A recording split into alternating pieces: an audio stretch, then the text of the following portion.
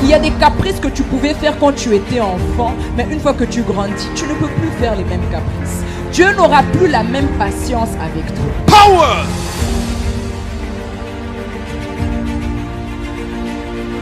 Power! Power! In Jesus' name. Recevez! Recevez! Fermez les yeux quelques secondes. Nous allons rendre grâce à Dieu pour ces moments. Élève juste Jésus. Élève Jésus. Rends grâce à Dieu pour ce culte. Rekaba santeribo sata. Rekabo shate kantalaba sata.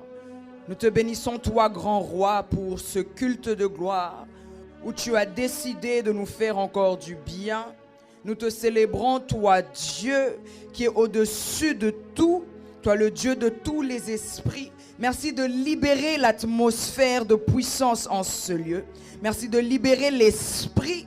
Merci de libérer l'onction. Et merci de libérer, Seigneur, ta gloire au milieu de nous. Nous voulons expérimenter et vivre la gloire invisible de Dieu en ce lieu. Père, fais du bien à une personne. Tu sais l'état du cœur de chaque personne en ce lieu, comment la personne se sent, comment elle est abattue, comment elle est triste. Ma prière est que ce matin, elle sorte de ce lieu restauré, qu'elle sorte de ce lieu comblé, qu'elle sorte de ce lieu complètement renouvelé par ta puissance au nom de Jésus.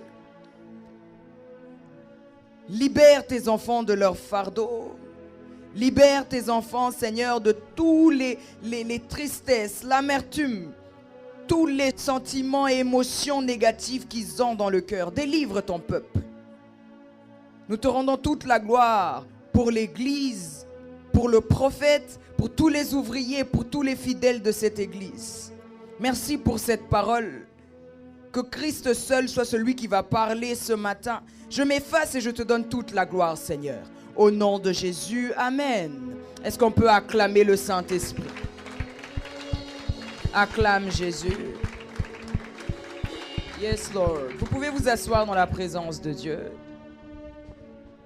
Alors, le thème de mon message est la préparation dans le secret. Nous allons dans 1 Samuel, à partir du chapitre 17. Je lis la parole de Dieu, 1 Samuel 17, 34. La Bible déclare: David dit à Saoul, ton serviteur gardait les brebis de son père. Quand un lion ou un ours venait pour enlever une du troupeau, je courais après lui, je le frappais et j'arrachais la brebis de sa gueule. S'il m'attaquait, je l'attrapais par la gorge, je le frappais et je le tuais. C'est ainsi que ton serviteur a frappé le lion et l'ours, et ce sera aussi le sort du Philistin, de cet incirconcis, car il n'a suité l'armée du Dieu vivant. Insulté l'armée du Dieu vivant. David ajouta: L'Éternel m'a délivré de la griffe du lion, de la patte de l'ours, et il me délivrera aussi de ce Philistin. Saoul dit à David: Vas-y donc, et que l'Éternel soit avec toi. Amen. Le texte que nous venons de lire, je pense que tout le monde connaît l'histoire de David et Goliath. Mais une des choses qui est intéressante dans cette histoire que j'aimerais vous révéler ce matin, qui a déjà lu mon livre Les 6 clés qu'un leader doit savoir? Pour ceux qui ne l'ont pas encore lu, procurez-vous ce livre. Il est très important, surtout si vous avez l'appel de Dieu. Alors nous connaissons tous l'histoire de David, de Goliath, etc. Mais une des choses que nous devons savoir est que lorsqu'on vient oindre David par Samuel, David ne s'est pas précipité d'aller dans le palais. Bien qu'il avait déjà l'onction royale sur sa tête, il pouvait aussi dire: je vais aller au palais parce que c'est moi qui va gouverner, donc Saoul doit quitter. Dieu a gardé encore Saoul un temps sur le trône. Mais qu'est-ce qui s'est passé dans l'histoire? Et que David continuait à s'occuper des brebis de son père. Par là, j'aimerais dire à certaines personnes qui servent à l'église et qui disent: je suis juste au protocole dans l'église. Si tu n'arrives pas à gérer ce département, tu ne pourras jamais gérer une église.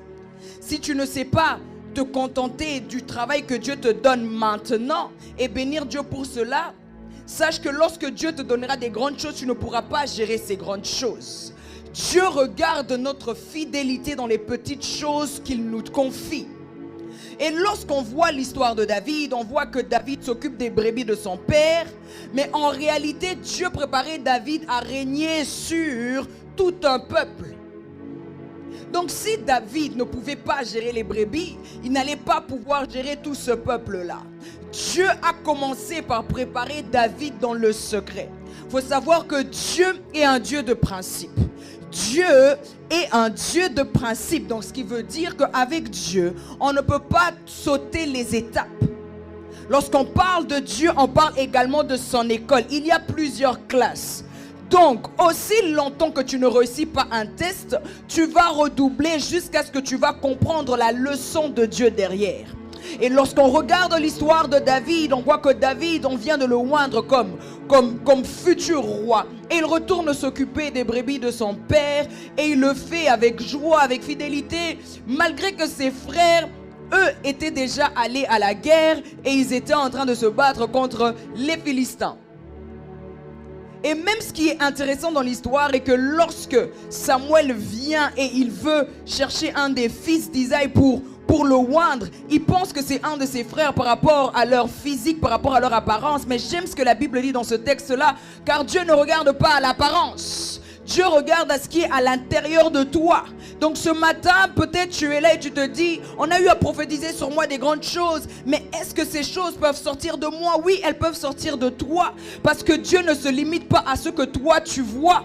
Dieu est dans ton futur. Dieu n'est pas dans ton présent. Donc ne me parle pas également de ton passé sale, parce que Dieu n'est même plus dans ton passé. Si le sang de Jésus a coulé, ce n'est pas en vain. La raison pour laquelle je viens t'annoncer ce message ce matin, c'est pour deux catégories des personnes. Des personnes aujourd'hui qui sabotent l'œuvre de Dieu lorsqu'on leur confie des petites choses. Et des personnes qui se précipitent à aller se battre avec Goliath sans préparation. Lorsque tu t'exposes sans préparation, sache que Goliath va te tuer. Si David n'était pas dans le secret, en train de se battre avec l'ours, avec le lion, il n'allait pas pouvoir tenir tête contre Goliath et le tuer. Il allait avoir peur. Je pense même qu'il allait fuir. Il n'allait même pas proposer cela. Mais s'il a eu l'audace et le courage, c'est parce qu'il sait que dans le secret, il a eu à vaincre certaines choses. Mais maintenant, selon moi, l'ours et le lion symbolisent certaines faiblesses que tu as. Tant que tu ne vaincras pas certaines faiblesses dans le secret, ces mêmes faiblesses vont te détruire en public. Si tu n'arrives pas à tuer le lion et l'ours dans le secret, c'est Goliath qui va te tuer. Donc si tu n'arrives pas à vaincre ta faiblesse du sexe opposé, de l'argent, de l'orgueil, en public, ces choses-là vont te détruire. Monter dans les hauteurs est une chose, mais rester dans les hauteurs en est une autre. Être élevé est une chose, mais rester dans les hauteurs en est une autre.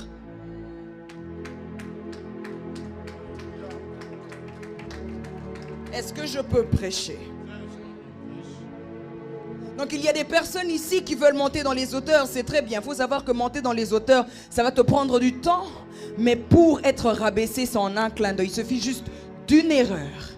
J'ai vu des généraux de Dieu être élevés à un niveau et bénir Dieu pour leur vie. Mais du jour au lendemain, il a fallu juste d'un seul scandale et on n'entend plus parler d'eux. Pourquoi? Il y a eu quelque chose qui a manqué dans le secret. Et une des choses que j'aime lorsque le prophète dit avoir l'onction ne veut pas dire avoir l'autorisation. Avoir l'onction et savoir parler ne veut pas dire aller t'exposer pour commencer à faire des lives. Il y a même des jeunes aujourd'hui qui se disent j'ai l'onction, on m'a imposé les mains, on m'a dit j'aurai un grand ministère. Tu commences à créer une page.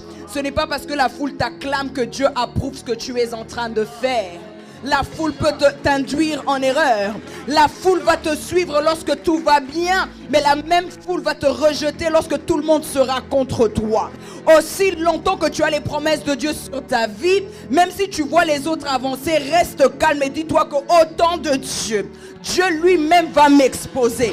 Lorsque Dieu lui-même t'expose, même lorsque les hommes sont contre toi, Dieu te garde dans les hauteurs. Et peu importe quel type de langage qu'ils auront à ton sujet, lorsque c'est Dieu lui-même qui t'expose, personne ne peut te rabaisser.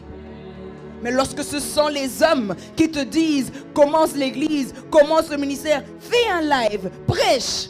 Prophétise. Une fois que tu tapes à côté d'une prophétie, il se moque de toi. La foule est infidèle, Dieu reste fidèle. Ne suis pas le mouvement de cette génération. Vous êtes là, vous êtes des jeunes, vous avez la grâce de Dieu. Ne suivez pas le mouvement. Moi-même qui vous parle à plusieurs reprises, ceux qui m'acclamaient, pour qui j'ai prié, aujourd'hui sont les mêmes qui disent que j'ai touché au fétiche. Et j'ai une question pour eux. Si j'ai touché au fétiche, cela veut dire que la bénédiction que vous avez reçue ne vient pas de Dieu. Je me rappelle même à une saison où lorsque le prophète était à Reims et j'entendais, il a touché au fétiche. Mais à travers lui, il y a eu des femmes qui ont eu des enfants. Moi, j'ai une question à ces femmes-là. Ramenez les bébés parce que ça vient des fétiches. Ramenez les bébés. Voyez-vous à quel point les hommes sont ingrats. Donc même comme tu es là, ne suis pas le mouvement de la foule. Cache-toi aussi longtemps que Dieu te cache. Cache-toi aussi longtemps que Dieu te cache. Lorsque Dieu te cache, c'est pour te préserver. Je ne veux pas que tu fasses partie d'une génération feu d'artifice qui brille juste une saison et puis on n'entend plus parler d'eux. Non. Je veux que même après 30 ans, on t'entende encore parler de Jésus. Même après 30 ans, même après 50 ans, ton étoile continue à briller. Lorsqu'on parle des généraux de Dieu, année après année, ils sont restés dans les hauteurs. C'est parce qu'ils ont été préparés dans le secret. Dieu les a brisés. Dieu les a forgés. Ils ont des cicatrices et des marques de Jésus-Christ. Est-ce que je parle à une personne ce matin? Lorsque Dieu nous prépare dans le secret, ne sois pas là à envier les personnes qui font le chemin avant toi. Vous n'avez pas la même destinée, vous n'avez pas le même parcours. Focalise-toi sur l'appel que Dieu t'a donné. Une des choses que je ne comprends pas, c'est des personnes qui, lorsqu'ils me rencontrent, ils aiment trop me montrer que Dieu les parle. Dieu m'a dit, Dieu m'a dit, Dieu m'a dit. Ceux qui sont tout le temps avec moi, le nombre de fois que je dis Dieu m'a dit. En une journée, jamais. Deuxième journée, jamais. Tu peux rester une semaine avec moi, je ne te dirai jamais Dieu m'a dit. Parce que je n'ai pas à te prouver que Dieu me parle. Et même lorsque Dieu me parle, je ne te dirai pas aussi longtemps que je n'ai pas l'autorisation de parler. Ne t'agite pas lorsque les autres s'agitent. Préserve l'onction de Dieu sur ta vie. Préserve l'appel de Dieu sur ta vie. Parce que lorsque ce sera la saison, même lorsque les gens ne voudront pas croire, ils finiront par te suivre. Ils vont sentir que cette personne a quelque chose. J'aimerais t'annoncer ce matin, reste silencieuse dans la présence de Dieu et reçois. Et reçois. Et même lorsque Dieu te parle concernant certaines choses, cela ne veut pas dire que tu dois parler. Certaines choses que le Seigneur sera en train de te révéler, c'est pour que tu puisses intercéder. Travaille l'intimité. Travaille cette préparation parce que si tu rates cette étape de préparation, toutes ces choses que tu as ratées vont te rattraper dans les hauteurs. Est-ce que je parle à une personne? Lorsqu'on regarde David, on voit qu'il part dans le palais comme simple joueur de harpe. Il part dans le palais en tant que simple joueur de harpe, mais le même Saoul encore, il veut le faire du mal. Mais il garde son cœur d'humilité et il continue à jouer. Et pourtant il avait déjà l'onction royale. S'il y avait certaines personnes, il leur dit, mais c'est qui ce Saoul? Il veut me montrer quoi? De toute façon c'est moi maintenant qui a l'onction.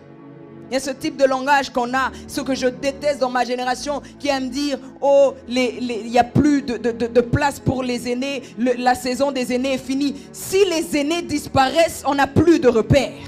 On a besoin des aînés. Même si Dieu veut utiliser la jeunesse, s'il n'y a pas d'aînés, on est perdu.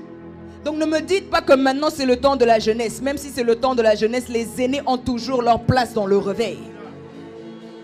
J'aimerais casser ces langages-là que j'entends tous les jours qui poussent les gens à avoir un manque de respect envers les aînés. Ce n'est pas parce que tu as 2-3 visions que tu peux te comparer à un aîné. Pourquoi? Parce qu'il y a des portes où tu ne pourras pas entrer, c'est uniquement celui qui a fait le chemin avant toi.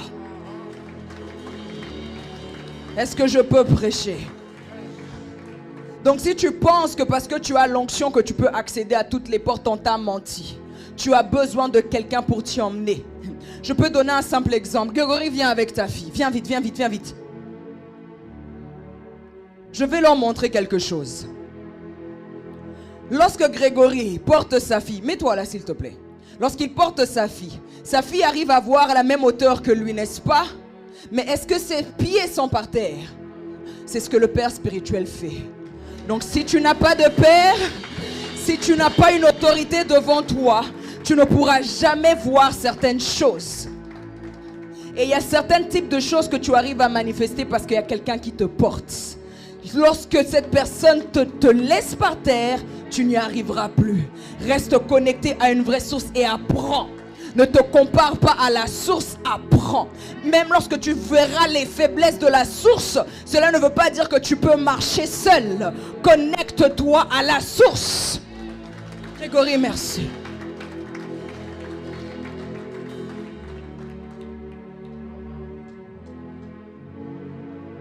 Je vais insister sur ces choses. C'est pour ça que tu vas voir des personnes qui commencent avec le feu et de plus en plus, il n'y a plus rien. Ils deviennent secs. Ils se sont déconnectés de la source. Ils se sont déconnectés. Il n'y a plus quelqu'un qui les porte. Il y a certaines dimensions dont moi je ne peux pas entrer moi-même. Quelqu'un qui a fait chemin avant moi doit m'y emmener. Dans le monde spirituel, c'est comme ça. Même lorsqu'on lit Apocalypse, on entend l'ange qui dit monte ici et je te ferai voir. Il ne pouvait pas monter par lui-même. On lui a dit viens parce que moi je suis déjà là-bas. Donc monte ici et je te ferai voir. Ce que le Père spirituel il fait, il te donne l'occasion de monter. Seule la porte est fermée, tu ne pourras jamais y accéder. Ça c'est un des principes que les enfants de Dieu ne respectent plus. Ils pensent qu'ils peuvent faire tout par eux-mêmes. J'ai le Saint-Esprit, je sais parler. Raison pour laquelle on voit de plus en plus des églises qui commencent, qui cassent. Parce que c'est des personnes qui ont commencé, non pas parce que Dieu leur a envoyé, mais parce qu'ils voulaient prouver qu'ils peuvent aussi commencer une œuvre. Ce que j'observe dans ma génération, écoute-moi très bien.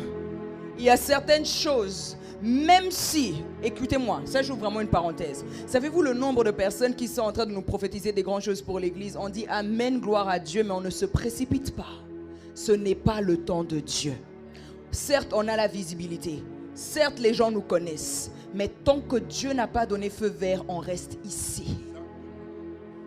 Parce que si on suit la foule, on risque de se perdre. Nous, dans cette église, on suit le mouvement de l'esprit. Si le mouvement va à gauche, on va à gauche. Et lorsque le mouvement s'arrête, on s'arrête. Amen. J'insiste sur ça.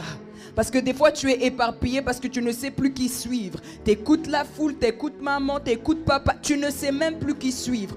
Positionne-toi et écoute le Saint-Esprit. Qu'est-ce que le Saint-Esprit dit? Qu'est-ce qu'il dit?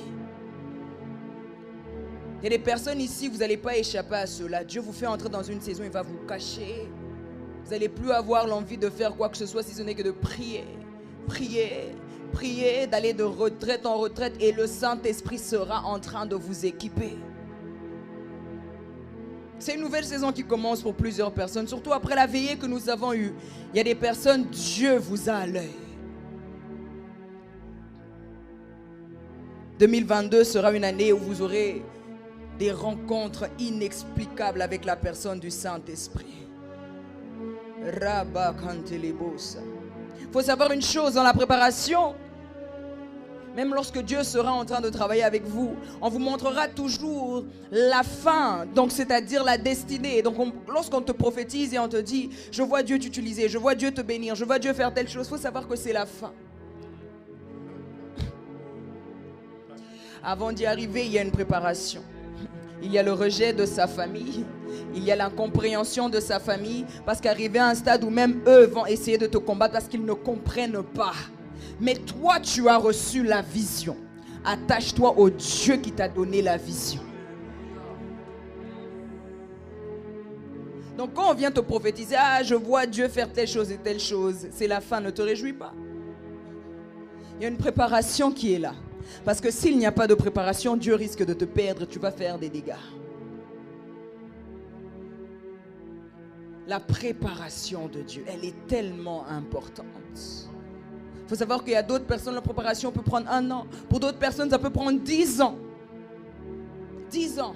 Vous savez, je vais quand même donner ce court témoignage où j'ai eu l'occasion à plusieurs reprises de pouvoir échanger avec le pasteur Marcelo et même les gens le connaissent par les réseaux, mais moi j'ai eu vraiment l'opportunité jusqu'à même m'asseoir avec lui à plusieurs reprises. Et lorsqu'on entend le témoignage de cet homme, lorsqu'on regarde son église, dites-vous, j'ai prêché dans cette église, chaque culte, il n'y a pas moins de 10 000 personnes. chaque culte, 3 cultes par dimanche, des différentes personnes. Donc il a une église de 30 000 membres. Mais cette personne a commencé avec une petite église de 5-10 personnes. Il a fallu des années dans la préparation avec Dieu. C'est pour ça, peu importe ce que vous pouvez dire de cet homme, Dieu l'a élevé. Il le garde dans les hauteurs. La préparation, l'importance de la préparation. Donc lorsqu'on est ici, ne soyez pas d'abord fixés sur beaucoup de gens vont venir. Si on n'arrive pas à se gérer nous-mêmes, on ne pourra pas gérer la grande foule qui pourra venir. Raison pour laquelle je suis dur avec les ouvriers. Si vous n'arrivez même pas à vous gérer vous-même, vous allez faire fuir les membres qui viennent à l'église. C'est bien beau de vouloir des grandes choses, mais est-ce que vous êtes préparés à ces grandes choses? Si on n'arrive pas à être fidèle dans les petites choses que Dieu nous donne, est-ce qu'on va arriver à être fidèle dans les grandes choses? Déjà, lorsque Dieu te donne par mois 100 €, tu n'arrives pas à donner la dîme. Et s'il te donne 100 000, vas-tu donner? Parce qu'aujourd'hui, les gens disent non, quand Dieu va me bénir, déjà avec le peu que Dieu t'a donné, tu n'arrives pas à semer. Et imagine s'il te donne plus. Dieu te regarde dans les petites attitudes que tu as lorsqu'il t'ouvre juste une petite porte. Est-ce que tu rends grâce à Dieu ou est-ce que tu fuis l'église? Parce qu'il y a des personnes, une fois que Dieu les bénit, leur donne du travail, ils ne viennent plus à l'église. Je n'ai plus le temps, j'ai beaucoup de travail. Tu oublies lorsque tu pleurais, tu voulais que Dieu t'ouvre des portes. Et lorsque ça va barder là-bas au travail, vas-tu revenir à l'église? Le Saint-Esprit sera en train de te regarder et dire voilà, je pouvais garder cette porte ouverte si tu étais resté fidèle à moi. Peu importe les portes que Dieu t'ouvre, reste fidèle à Dieu. Peu importe à quel point Dieu sera en train de t'utiliser, écoute, rends la gloire à Dieu et avance. Ce qui s'est passé vendredi est passé vendredi, on passe à autre chose parce que Dieu a plus pour nous devant. Oui. On ne se limite pas à vendredi, il y a plus. Regardons en avant, Dieu a plus de miracles. Dieu a plus de délivrance, Dieu a plus de guérison. Ne restons pas focalisés sur les prodiges et les signes et ce que Dieu a fait hier. Non, Dieu a plus. C'est une manière de garder ce cœur d'humilité. C'est arrivé, Dieu nous a élevés, Dieu nous a bénis, Dieu m'a donné de l'argent, Dieu m'a donné telle chose. Gloire à Dieu, mais je sais que Dieu peut donner plus. Parce que écoute, alors que toi tu es en train de te vanter pour 2 miracles, il y a des personnes en 10 minutes, il fait plus de 100 miracles. Alors que tu peux te vanter de donner des prophéties en détail, il y a des personnes qui n'ont même pas besoin de donner des prophéties. Leur présence guérit les malades. Leur présence fait des choses extraordinaires. Garde ton cœur d'humilité. Nous ne sommes pas encore arrivés. Dieu nous emmène quelque part, mais maintenant que l'église est bâtie et en train de grandir, nous devons nous préparer. Et comment est-ce qu'on peut se préparer? Nous-mêmes, l'amour entre nous, le pardon entre nous. Se dire la vérité en face lorsqu'il y a quelque chose. Parce que lorsqu'il aura une grande église, on ne pourra plus le gérer. On ne pourra plus. Parce qu'aujourd'hui, les gens veulent que des grandes choses. Mais si ici, on n'arrive pas à se gérer, on n'est pas prêt pour ces choses-là. Examine-toi d'abord. Comment est-ce que tu sers Dieu dans le département que Dieu t'a confié? Viens-tu à l'heure?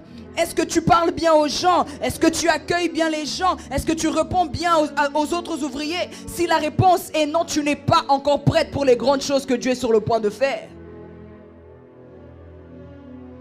Observe-toi d'abord. Lorsque même Dieu te bénit avec un peu, comment est-ce que tu réagis? D'autres personnes, Dieu te donne juste un peu, tu dis oui, mais il y a d'autres personnes qui cherchent à avoir ce que Dieu t'a donné. Pour eux, c'est beaucoup.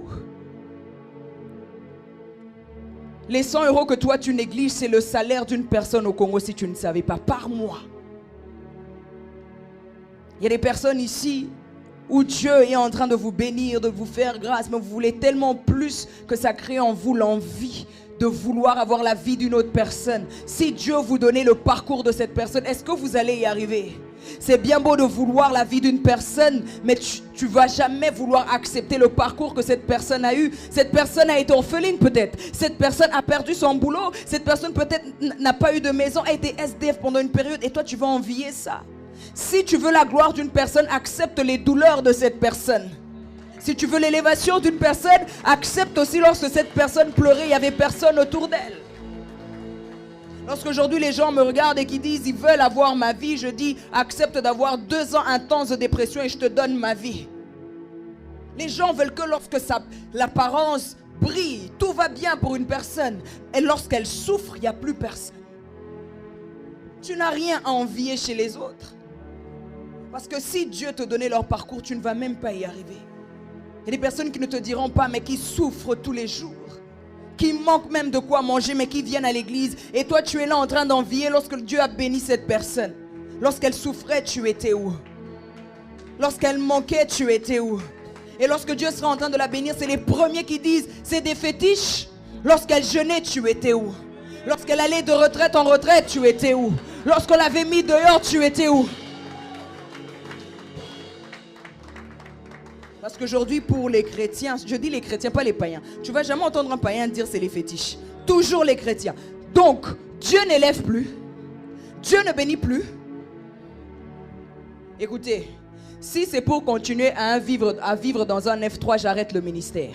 Parce que le Dieu que je sers ne m'attend pas seulement à un F3. Moi, il faut toute une villa à moi. Oui.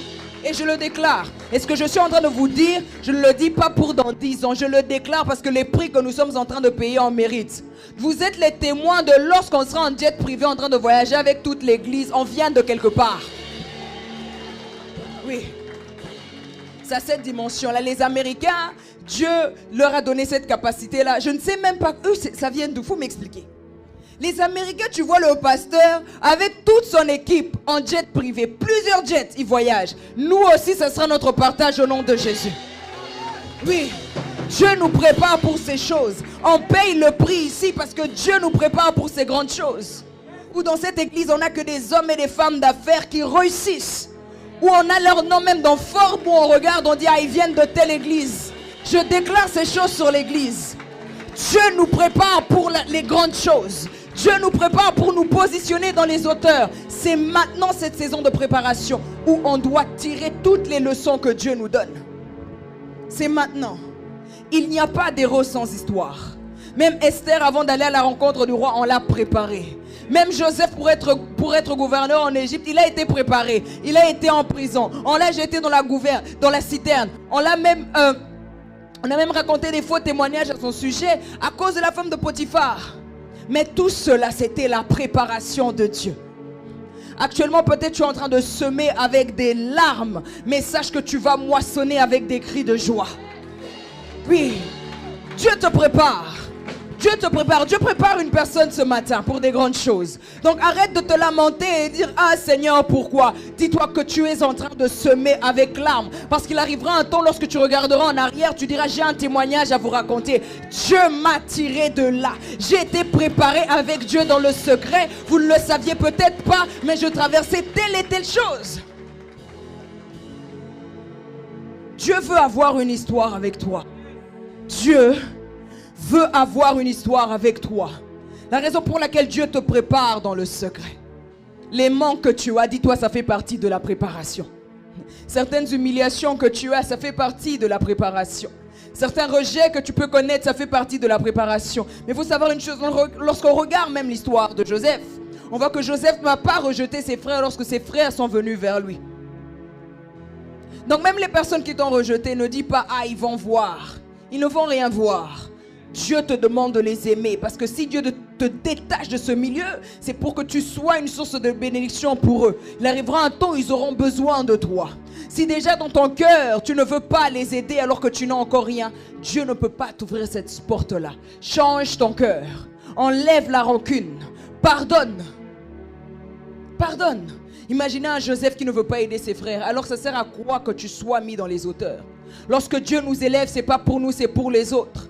Lorsque Dieu a établi Esther, ce n'était pas pour elle. C'est parce que Dieu voulait délivrer le peuple juif. Donc lorsque Dieu te place quelque part, dis-toi que ce n'est pas pour toi, mais c'est pour les autres. Dieu fait de toi une source de bénédiction. Et lorsque Dieu fait de toi une source, il faut savoir une chose. Quand les gens vont puiser l'eau dans la source, est-ce qu'ils disent merci la source? Donc même lorsque tu seras en train de vivre l'ingratitude, ce n'est pas grave. Tu es une source. Tu t'en fous de l'ingratitude des hommes. Le plus important est l'acte que tu as fait devant Dieu. Ça ne sert à rien de te vanter. J'ai aidé. Vous savez le nombre de personnes que j'ai aidées qui ont été ingrates? Je m'en fous. Parce que je sais que j'aurai ma récompense avec Dieu. Focalise-toi sur ça. Arrête de regarder des petites choses qui sont en train de te distraire. Les gens ont dit, les gens ont... On n'est plus dans ça. On est dans une toute autre saison où on doit garder le regard fixé sur ce qui est devant nous. Il y a plus devant. Il y a plus devant. Focalise-toi. Parce qu'il y a des personnes, depuis que la personne regarde en arrière, on m'a fait et on m'a dit, on m'a poussé, on m'a insulté, elle m'a mal regardé. Est-ce que ça t'apporte quelque chose? On dirait des enfants qui ne veulent pas grandir. Ça, c'est des choses qu'on faisait en primaire. Dieu nous appelle à la maturité spirituelle. Où il y a même lorsqu'on te regarde mal, tu n'es pas dans ça. On t'a mal regardé, oui, et alors? Parce que moi, je regarde mal sans savoir que je t'ai mal regardé. Il y a des personnes comme ça, qui regardent mal sans savoir qu'il t'a mal regardé. Maintenant, toi, tu vas mettre ça dans le cœur, ça t'empêche de prier. Hein? Non. La maturité. Il y a des choses à ne plus suivre. Focalise-toi sur ce qui est devant toi. Dieu te prépare pour des grandes choses, alors ne regarde pas ce qui est à gauche, ce qui est à droite. Je garde mon regard fixé sur ce que Dieu me réserve, afin de ne pas passer à côté de cela. Il y a des personnes qui passent à côté de leur saison parce qu'ils sont focalisés dans la distraction par des futilités. Et ça arrive toujours entre les enfants de Dieu. Des clans, des cliques, des ceci, de cela. On n'est plus dans ça. On n'est plus dans ça. L'église doit prendre en maturité. Ce n'est pas seulement lire des versets et les maîtriser, mais c'est le caractère que nous avons les uns envers les autres. Oui. Et j'aimerais clôturer par ceci. J'avais commencé par là pour vous parler des faiblesses que tu dois vaincre dans le secret. Lorsque tu sais que tu as une faiblesse, fais tout pour la vaincre maintenant. Tout. Prie, jeûne, insiste sur ça. Parce que si tu n'arrives pas à vaincre cela maintenant, cela va t'assujettir. Goliath va te tuer. Goliath va te tuer.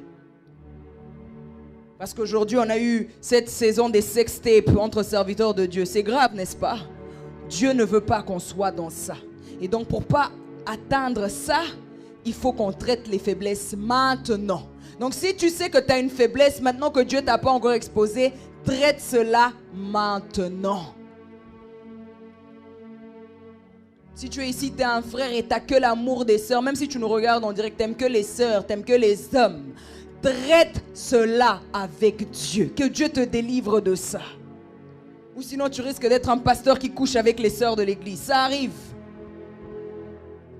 Une sœur qui a l'onction, qui chante à l'église, mais après les répétitions, elle se retrouve à l'hôtel avec les frères de l'église. Ça arrive. Parce qu'elle n'a pas traité cette faiblesse. Ce n'est pas que la personne n'a pas l'appel, elle l'appelle. Mais elle n'a juste pas traité sa faiblesse.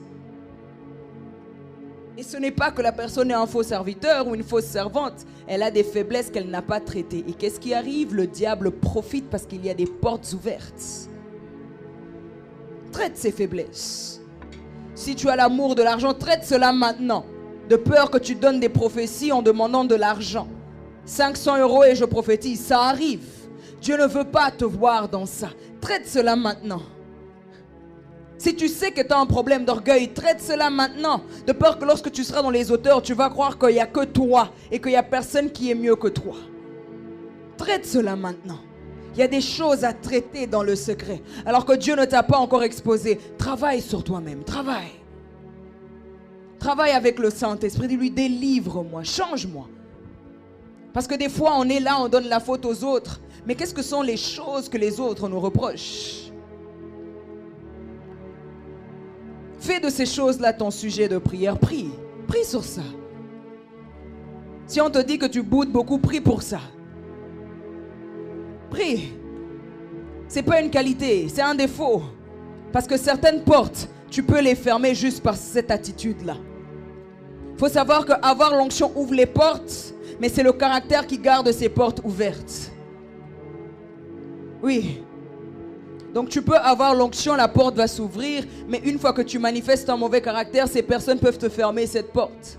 Il y a certaines personnes, permettez-moi de le dire, qui ont l'opportunité aujourd'hui, qui ont eu l'opportunité, même pas qui ont eu l'opportunité de pouvoir être à côté de notre président, mais c'est des personnes amoureuses de l'argent.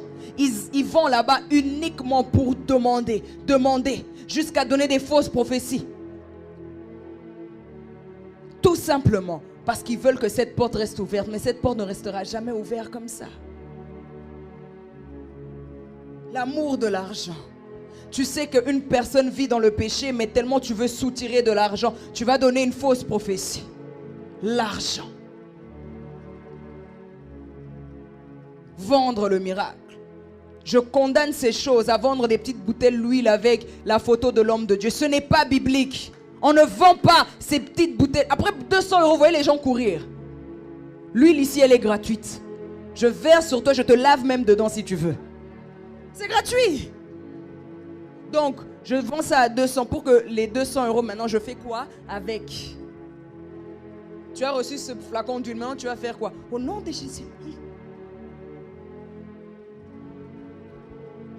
À des moments, j'ai vu même ma propre mère avoir des attitudes idolâtres où elle a entendu quelqu'un dire oui, elle a mis la photo de l'homme de Dieu chez lui à la maison. Elle aussi, elle prend la photo du même homme de Dieu, elle met là et elle dit oui, mais la personne a dit qu'elle a ressenti le feu à cause de la photo. C'est une photo. J'ai jeté de l'eau sur vous le vendredi. Devrais-je encore prendre l'eau et jeter sur tout le monde? C'est devenu quoi? On fait des choses par inspiration divine. Donc si un jour tu vois ma photo, tu ressens le feu, ne commence pas tous les jours rakabababa. Ça veut rien dire. Sortons de ces choses. Il y a des hommes de Dieu, ça les plaît de voir qu'on les adore comme ça. Quand on les voit, on vient à ses pieds. Non, moi tu ne te mets pas à genoux quand tu me parles. J'ai été dans des églises au Congo où lorsque tu vois l'homme de Dieu parler, il s'assoit, ses fils et ses filles doivent se mettre à genoux. Es-tu devenu Dieu? Moi je ne me mets pas à genoux. Je m'incline uniquement devant mon Dieu, pas devant toi. C'est une forme d'orgueil. Il faut casser cela dans les églises où l'homme de Dieu est en train de prêcher. Toi tu viens là avec ton mouchoir, tu laves ses pieds. Non! Pourquoi? Pourquoi? Je sais qu'il y a des personnes qui vont écouter ce message. Si tu es dans ces choses, sois délivré. L'humilité précède la gloire. L'orgueil précède la. Et il y a des hommes de Dieu qui iront en enfer juste parce que les gens les ont adorés. Ou dans des églises, tu peux même plus dire au nom de Jésus, mais au nom de tel homme de Dieu. C'est l'idolâtrie. Ici, vous ne dites pas le Dieu de Prisca. Vous n'êtes pas obligé de le dire. Mon Dieu peut devenir votre Dieu, mais il veut aussi avoir une histoire avec toi et être ton Dieu. Donc, il n'y a pas ici à dire le Dieu de maman, le Dieu du prophète. Non, toi aussi, Dieu veut être ton Dieu. Bâtis ton intimité avec Dieu. Travaille avec Dieu dans le secret. Est-ce qu'on peut se lever?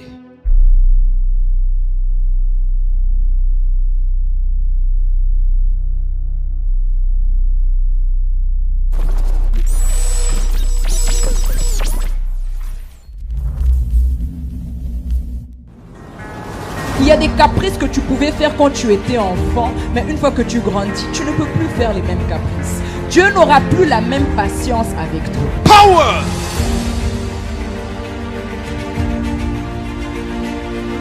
Power! Power! In Jesus' name. Recevez! Recevez!